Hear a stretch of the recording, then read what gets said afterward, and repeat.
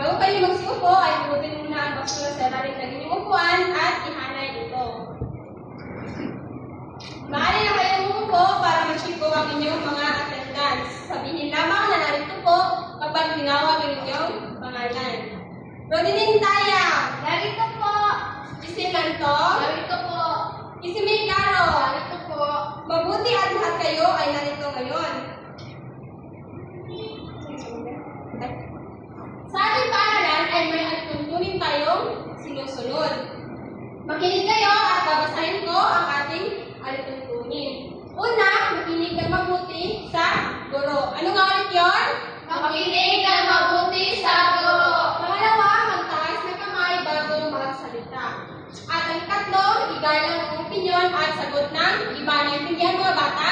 Opo, pinipili. Mabuti. At ang panghuli, panatilihing maayos at nagamitan sa silid-aralan pagkatapos ng gawain. Naintindihan niyo ba yung mga bata? Opo, pinipili. Mabuti. Ngayon ay ating babalikan ang ating pinalakay noong nakaraan. Maaari niyo bang sabihin kung sino ang nakaalala sa ating pinalakay noong nakaraan? Kisimi. Patungkol po sa alamat. Magaling, Kisi. Bigyan ng mga malaking palakpak. Ngayon ay, bago tayo papatuloy sa ating talakayan ngayong umaga, ay may papakita ko sa inyong mga larawan. Ang tawag sa aktibidad na ito ay hulaan mo ako o kilalanin mo ako. Hulaan niyo kung ano o sino ang nasa larawan. Handa na ba kayo mga bata? Opo, pinipili. Ang unang larawan, ito, alam niyo ba kung sino ang nandito sa larawan? Si Barbie po. Magaling, Rodelin. Andito sa pangalawang larawan, kilala niyo ba kung sino ang narito? Si Timo. Magaling, Casey. Ito naman, sino ano ang nasa larawan? Tingnan po. Magaling, Giselle. Ang ikapat. Wala mga bata. Birthday celebration po. Ng mga bata. Magaling, Rodelin. Ang panghuli. Santa Claus. Magaling, Casey. Bago tayo magpatuloy, ay babasahin ko muna ang ating layunin sa araw na ito. Natutukoy ang mga elemento ng maikling kwento. Ang pangalawa ay papaliwanag ang kahalagahan ng bawat elemento at ang pagdidikit ng tamang larawan sa paukulang-hanay ng mga elemento. Naintindihan niyo ba ang ating mga layunin, mga bata? Opo, pinipili. Mabuti. Sa inyong ginawa kanina ay nakita natin na may mga tauhan at tagpuan sa mga larawan. Ngayon ay ating kikilalanin ang mga iba pang elemento ng maikling kwento at kung paano ito nakakatulong upang maging kamili-wili at makabuluhan ng isang kwento. Maaari niyo bang basahin kung ano ang kahulugan ng maikling kwento, mga bata? Ang maikling kwento ay isang maikling akdang pambalikpitan na nagsasalaysay ng isang pangyayari sa buhay ng tauhan. Ito ay may simula, gitna at wakas, at ang kinalaman ng mga elemento tulad ng tagpuan, tauhan, bahay at aral. So, ang maikling kwento daw ay isang maikling akdang pampanitikan na nagsasalaysay sa kwento o sa buhay ng isang tauhan. Ngayon naman ay tumungo tayo sa mga elemento ng maikling kwento. Maaari bang basahin ang unang elemento? Tauhan, sila ang mga karakter sa kwento.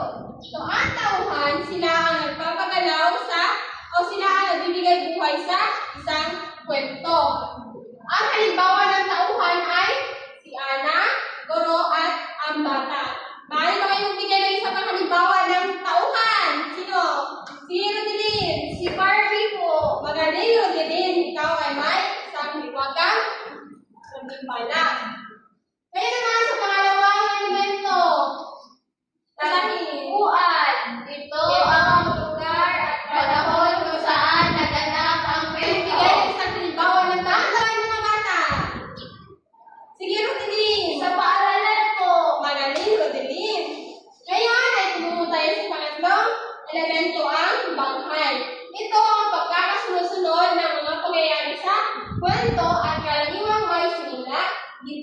at wakas. Kung walang banghay, maiintindihan ba natin kung ano ang nasa loob ng maikling kwento? Hindi po. Hindi talaga. Ngayon, punta tayo sa huling elemento ng kwento, ang aral. Ito ang mahalagang mensahe o leksyon makuha mula sa isang kwento. Sa aral, malalaman natin kung ano ang kahihinatnan ng mga tauhan sa maikling kwento. Naintindihan ba ninyo ang ating pinalakay ngayong umaga, mga bata? Opo, binibini. Kung naintindihan ninyo ang ating pinalakay ngayong umaga, ay magkakaroon tayo ng isang aktibidad.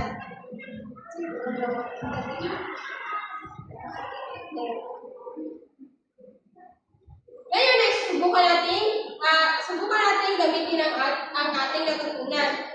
May babasahin ako isang sitwasyon at tutukuyin ninyo ang tauhan, tagpuan at banghay. Makinig na mabuti, mga bata. Isang araw, si Ben ay napunta sa bukid kasama ang kanyang ama. Doon ay tumulong siya sa pagtatanim ng mga gulay.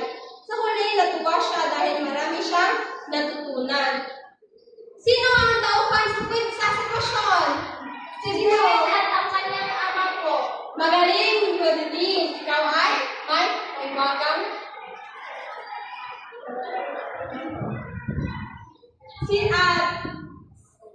Ano ang tagpuan sa kwento? Giselle. Bukid po, binibini. Magaling, Giselle. Panghuli, alam niyo ba kung ano ang pagkakasunod-sunod sa sitwasyon o ang banghay? Kasi May, ikaw naman sumagot. Si Ben ay pumunta sa bukid at nagtanim ng gulay kasama ang kanyang tatay. Magaling, Kisime. At dahil dyan, may wagang kami. Ngayon, sa ikatlong gawain natin, may bibigay ako sa inyong papel na sasagutan ninyo at nais kong basahin ninyo ang sitwasyon at tutukoy ninyo ang tauhan, tagpuan, pangyayari at banghay sa sitwasyon.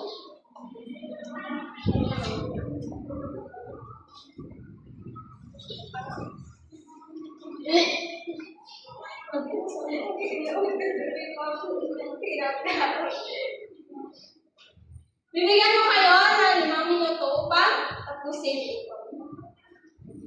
Tapos na ba, mga bata? Opo, binibini. Iluya ko estudyante ko muna sa...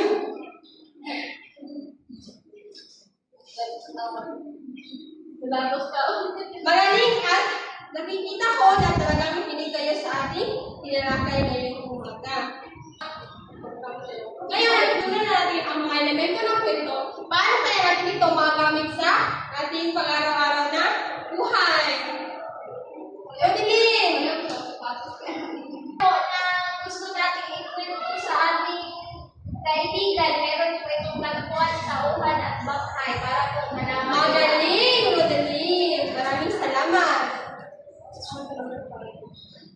Ngayon, para sa ating huling gagawin, ay tutukuyin ninyo kung saan, ay bibigyan ko kayo ng iba't ibang klase ng mga larawan at tutukuyin ninyo kung saan hanay ito nabibilang. Lahat kayo ay kailangan pumunta dito sa harap upang alamin kung saan ito nabibilang. Kung sa tagpuan, tauhan o pangyayari.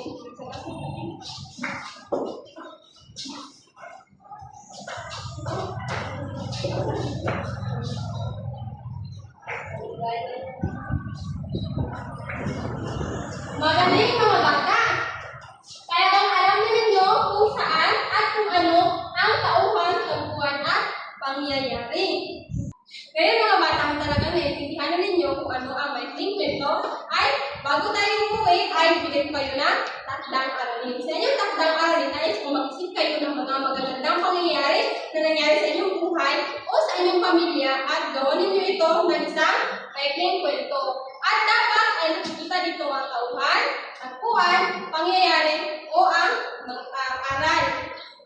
Isusulat nyo ito sa isang buong papel. Naintindihan niyo ba, mga bata? Opo, binibini.